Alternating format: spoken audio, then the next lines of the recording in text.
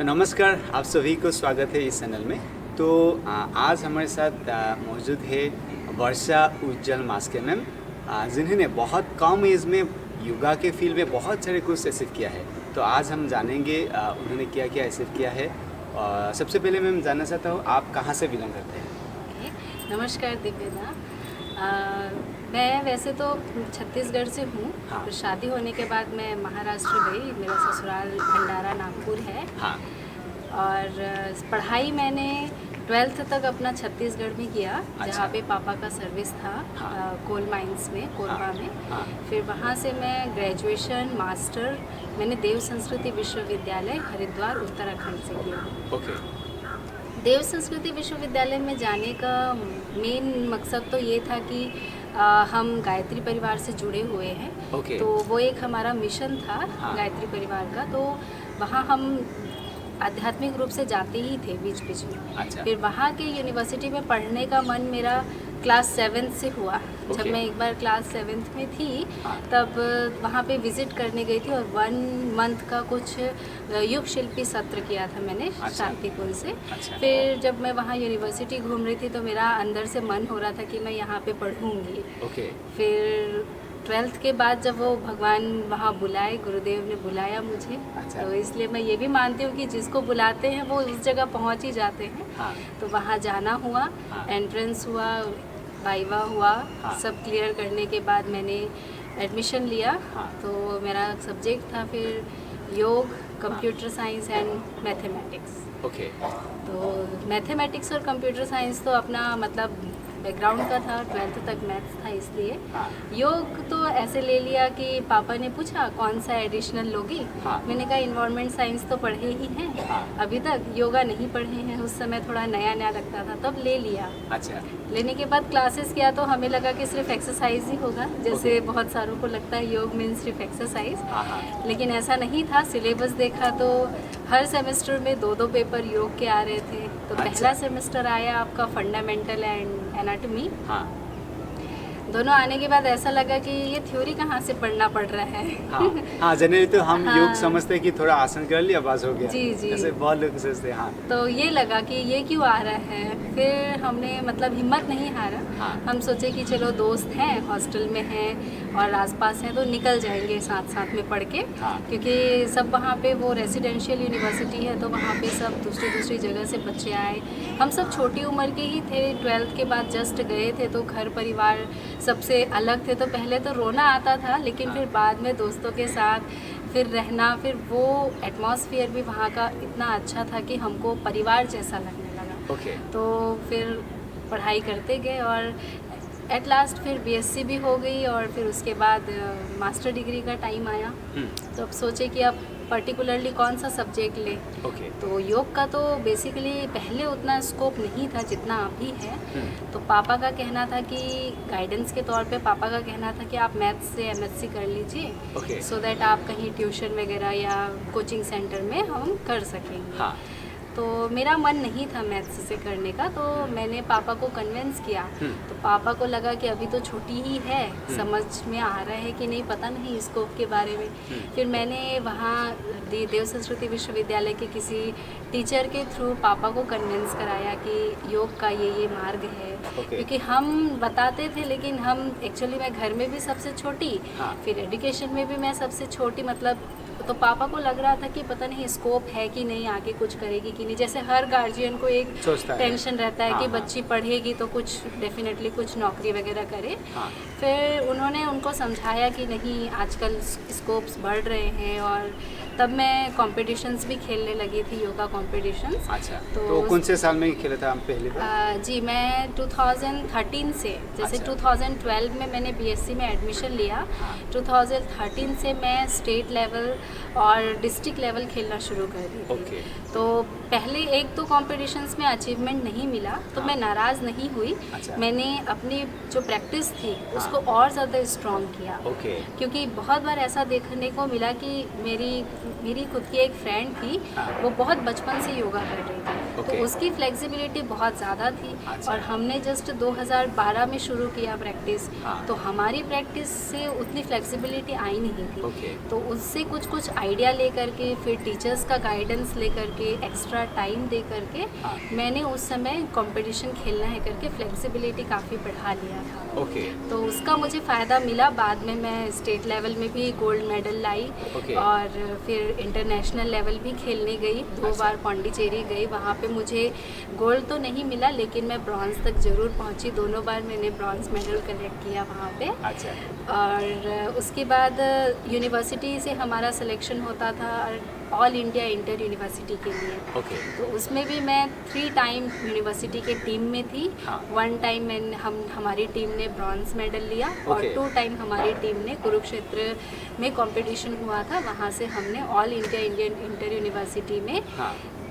Silver medal achieve किया। अच्छा। तो वो एक बहुत बड़ी उपलब्धि है, जो मतलब मुझे बहुत प्राउड फील कराती है कि अगर आप कहीं से जुड़े नहीं हैं, लेकिन आप किसी चीज़ में मेहनत कर रहे हैं, तो आपको उसका सफलता ज़रूर मिलता है। हाँ, और मिलने के बाद बहुत बड़ा संतोष मिलता हाँ, है। उसके बाद ऐसा लगता था कि नहीं, वो हमारी कमाई की चीज़ है। हाँ, हाँ। मतलब वो हमने अपनी मेहनत करके, हार्ड वर्क करके, टाइम दे करके वो चीज़ कमाया है। हाँ। तो वो चीज़ बहुत प्राउड फील होता था हाँ। वो लेकर के। उसके बाद से फिर मास्टर डिग्री के बीच में भी मैंने ये ऑल इंडिया इंटर यूनिवर्सिटी वगैरह खेला।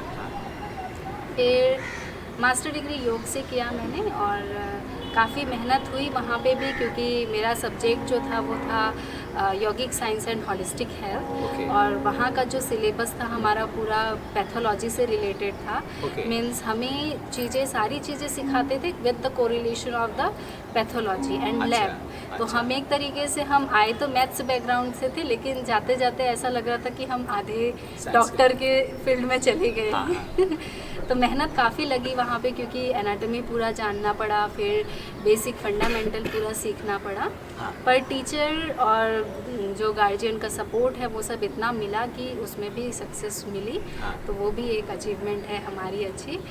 तो ये रहा मास्टर डिग्री तक का सफ़र। अच्छा, और जो मास्टर डिग्री हुआ था, तो सुबह से लेकर शाम तक आप तो गुरुकुल में ही थे, जी जी तो वो कैसा था, आप बताइए तो। जी जी। एक्चुअली वहाँ का जो हमारा देव संस्कृति विश्वविद्यालय का जो जगह है, हाँ। वो रेसिडेंशियल है। रेसिडेंशियल होने के कारण अगर पास का भी कोई बच्चा है तो उसको कैंपस के अंदर ही रहना पड़ेगा। अच्छा। फिर कैंपस के अंदर रहने के बाद आपको हॉस्टल की टाइमिंग है।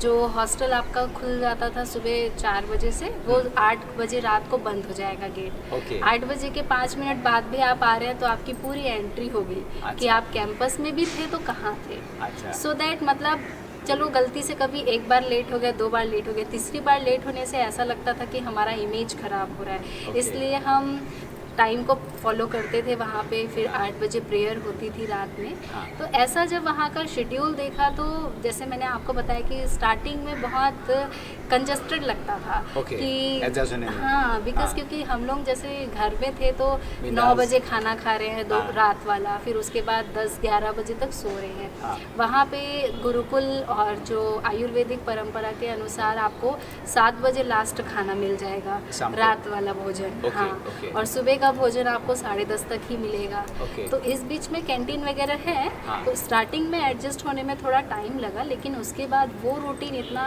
मज़ा आने लगा कि अब वो रूटीन याद करने में बहुत अच्छा लगता है। अच्छा। और वाकई में वो रूटीन से शरीर बहुत हेल्दी रहता था। ओके। क्योंकि जिस तरीके से उन्होंने वहाँ का शेड्यूल सेट किया है, हाँ। एक तरीके से स्वस्थ शरीर, स्वस्थ मन और आध्यात्मिक विकास के लिए वो बहुत ज़्यादा ज़रूरी है। हाँ। सुबह बच्चे उठने के बाद यज्ञ करेंगे। हाँ। यज्ञ से एक वातावरण में जो शुद्धता आ जाती है, हाँ, हाँ। और वातावरण की शुद्धता हर दिन पूरे टाइम आपके शरीर में भी जा रही है श्वास के माध्यम से, तो वो बहुत पावरफुल होता था। ओके। फिर उसके बाद योगा की क्लासेस जो सबको जाना ही है। हाँ। योगा की क्लासेस करने के बाद हम कुछ ब्रेकफास्ट किए, फिर हमारा डेली क्लास का रूटीन शुरू हो जाता था। ओके, कभी ओके। कभी तो हमारी क्लासेस रात 8 बजे तक भी चलती थी। अच्छा। तो वो मतलब, लेकिन उस माहौल में और उस रेसिडेंशियल जगह होने के कारण हमें कभी बोर नहीं लगा। Okay. हमने वो चीज़ इंजॉय किया। अच्छा। और 8 बजे फिर जब फ्री होते थे, फिर संध्या प्रेयर होने के बाद हाँ। सब अपने अपने कमरों में हाँ। फिर जो भी पढ़ाई करना है वो पढ़ाई करके रेस्ट करते थे। तो वो रूटीन होने से एक तरीके से ये लगता था कि मन और शरीर दोनों हल्का है। हमने कभी भी शरीर को थकते हुए नहीं देखा हाँ। और कभी भी मन को बोर होते हुए नहीं देखा। नई एक्टिविटी के लिए ऑलवेज रेडी रहते थे। फिर मैम ने बाद में श्रीमंत शंकरदेव यूनिवर्सिटी में वो फैकल्टी है, तो आप वहाँ तक कैसे आया? जी। इसी बीच मतलब जैसे मास्टर और ग्रेजुएशन इस बीच करते करते ही मैंने 2 कोर्सेज और कर लिए थे। Okay. ये रह गया था बताना। हाँ। एक तो मैंने किया था इग्नू से diploma in diet and nutrition. अच्छा। तो ये भी मेरे फील्ड का ही एक पार्ट था, तो ये मैंने वहाँ से अचीव कर लिया। हाँ। और दूसरा कोर्स जो मैंने किया है वो है डिप्लोमा इन नेचुरोपैथी। अच्छा। तो नेचुरोपैथी एंड यौगिक साइंस में मैंने किया। ये 3 इयर्स का था। हाँ। 3 इयर्स का इसको DNYH बोलते हैं। हाँ। तो यहाँ पे भी मतलब काफ़ी कुछ सीखने को मिला और प्रैक्टिकल नॉलेज बहुत हुआ नेचुरोपैथी का। हाँ। तो आज मैं मतलब ये कह सकती हूँ कि मैं नेचुरोपैथी में भी परफेक्ट हूँ हाँ। Because of the education. Hmm. तो ये रहा था 2 चीज़। फिर मास्टर डिग्री करने के बाद मेरा तो जस्ट फिर उसके बाद शादी भी हो गया। Okay. तो हस्बैंड यहाँ आसाम में वर्क कर रहे थे जब भी। हाँ। तो फिर पोस्ट निकली तो मैंने भी अप्लाई किया, क्योंकि हाँ। मेरा जस्ट पास आउट हुई मैं 2017 में। हाँ। और जनवरी 2017 का जो पहला नेट आया, नेट एग्ज़ाम, हाँ। वो मैंने क्वालिफाई कर लिया। ओके। तो वो क्वालिफाई होने से मुझे यहाँ पे तुरंत जॉब मिल गई, क्योंकि मेरा नेट ऑलरेडी था ही। हाँ। फिर एक बार और नेट मैंने दिया JRF के लिए। हाँ। तो वो मैंने दिया था फिर 2017 के नवंबर में। तो वो भी मेरा क्लियर हो गया। ओके। वहाँ पे नेट क्लियर हुआ, JRF नहीं हुआ। हाँ। तो ये दोनों भी अचीवमेंट थे मेरे करियर के लिए, आगे बढ़ने के लिए। इसके थ्रू फिर मैं यहाँ फरवरी 2018 में मैंने अप्लाई किया और मेरा सिलेक्शन हो गया महापुरुष श्रीमंत शंकरदेव विश्वविद्यालय में। ओके। तो हस्बैंड भी साथ थे, मैं भी साथ थी, तो दोनों ने यहाँ पे फिर वर्किंग करना शुरू कर दिए। और आज मतलब 2018 टू 2023 में मुझे 5 इयर्स कंप्लीट हो जाएगा सर्विस करते हुए। अच्छा। तो ये भी मुझे बहुत प्राउड फील होता है कि गैप नहीं दे करके कंटिन्यू करते रहने से मैं आज 5 ईयर का एक्सपीरियंस भी अपने हाथ में रखूँगी। ओके। तो ये सब गुरु की कृपा है और आशीर्वाद है जो निरंतर आगे बढ़ने की प्रेरणा मिल रही है। ओके। तो मैम आपने बहुत मैंने पहले भी बोला था कम उम्र में बहुत सारे कुछ एसिड कर लिया योगा में, तो आप बाकी लोगों को क्या कहना चाहेंगे जो भी मतलब इस लाइन में जी। हैं या बाकी लाइन में भी जो आगे बढ़ सकते हैं, तो जी। आपकी नज़र से क्या क्या ऐसे काम है जो वो करने से उनको मतलब सफलता हासिल होता है? जी। मैं ये बताना चाहूँगी कि जो जीवन है उसमें रेस लगाना पड़ेगा। क्योंकि जैसे आप देखेंगे एक शेर और हिरन को, तो हिरन अगर तेज़ी से भाग जाए तो वो बिल्कुल शेर से बच जाता है। हाँ। तो जैसे वैसा ही है कि लाइफ में, ज़िंदगी में सबके लिए इक्वल टाइम है। Yes. लेकिन कोई कहता है कि मैं हमेशा असफल हो रहा हूँ, हमेशा असफल हो रहा हूँ। तो ज़रूरी नहीं है कि सफलता एक बार में ही मिले। हाँ। बट आपको सकारात्मक सोच के साथ और अच्छी मेहनत करते हुए, कठिन परिश्रम करते हुए आप एक न एक दिन उस सफलता को ज़रूर हासिल करेंगे। तो ज़रूरी नहीं था मेरे लिए भी, मेरे लाइफ में कि एक के बाद एक चीज़ें आ रही हैं तो मतलब सारा उस वजह से ही आ रहा है, भगवान की कृपा से। हाँ। मेरा मेरा भी थोड़ा हार्ड वर्क था, गुरु की कृपा तो थी ही, लेकिन उस कठिन परिश्रम के थ्रू मुझे जो भी चीज़ें मिल रही थी मैं उसको एक्सेप्ट करती जा रही थी। तो मुझे ऐसा लगता है कि with in a short period मैंने इस लाइन तक मैं पहुंच गई और गाइडेंस भी मुझे अच्छा मिला कि सो दैट मैं टाइम वेस्ट ना करके जो मेरा लाइन था वो लाइन सेलेक्ट करती गई और मुझे उस लाइन में सफलता मिलती गई। तो गाइडेंस का भी मैं बहुत ज़्यादा इम्पोर्टेंट वो देती हूँ कि अगर आप जिस भी फील्ड में हैं आपको दिशा सही मिलनी चाहिए। हाँ। क्योंकि आज का जनरेशन ऐसा है जो बच्चे चीज़ों को शेयर करते नहीं हैं और चीज़ें शेयर नहीं करने से वो दिशा भ्रष्ट हो जाते हैं या फिर उनकी जो दिशा है वो चेंज हो जाती है। तो अगर उनके अंदर कोई भी क्वालिटी है, कोई भी पोटेंशियलिटी है, आप राइट डायरेक्शन में और सही तरीके से उसका इस्तेमाल कर रहे हैं तो उसका ज़रूर आपको फ़ायदा मिलेगा। हाँ। तो आप मतलब जो भी यंग उम्र के बच्चे हैं, जो भी जिस भी फील्ड में हैं, मैं ज़रूरी नहीं है कि योगा के बच्चों की ही बात करूं, लेकिन आप जो भी हैं आप मतलब चीज़ों को शेयर कीजिए, क्योंकि मुझे पता है हर बच्चों के अंदर बचपन से वो क्वालिटी नहीं रहती है कि आपको क्या बनना है, क्या करना है। वो तो चेंज होता रहता है। 2 साल आप ये बनेंगे, फिर आपके बाद वो चेंज होता है, 2 साल बाद चेंज हो जाता है। तो आप चीज़ों को शेयर कीजिए, जो बड़े लोग हैं उनसे गाइडेंस लीजिए कि सही मार्ग क्या है, और जो सत्य का चीज़ है, जो सत्य का मार्ग है, जो पॉजिटिव थिंकिंग है, उस तरफ आप आगे बढ़िए तो ज़रूर आपको उस रास्ते में सफलता मिलेगी। तो मैम आगे बढ़ने के लिए सबसे बढ़िया मतलब सबसे इम्पोर्टेंट है अपना तो प्रयत्न, जी। साथ ही साथ एक गाइडेंस। गाइडेंस बहुत ज़रूरी है भैया। आज के समय में जैसे मैं देख रही हूँ कि एरिया बहुत है लोगों के पास काम करने का, हाँ। लेकिन आप सभी तरफ पैर नहीं रख सकते ना। जैसे 2 नाव हैं तो आप 2 नाव में एक साथ पैर रखेंगे तो डेफिनेटली आप डूब जाएंगे। तो इसीलिए आपको एक नाव में दोनों पैर रख के जब चलेंगे तब वो नाव आगे बढ़ पाएगा। Exactly. तो इसीलिए मतलब ये है कि गाइडेंस लेना है। अब किससे लेना है? तो जिन्होंने अच्छा कर लिया, जो आपको सही मार्गदर्शन दे सकते हैं, आपको उनसे चीज़ें शेयर करनी है, फिर उनके कहे गए मार्ग पर आपको बढ़ने का प्रयत्न करना है, तो ज़रूर आपको कहीं ना कहीं सफलता मिलेगी। तो बहुत बहुत शुक्रिया मैम, आप बहुत सारी बातें बताए।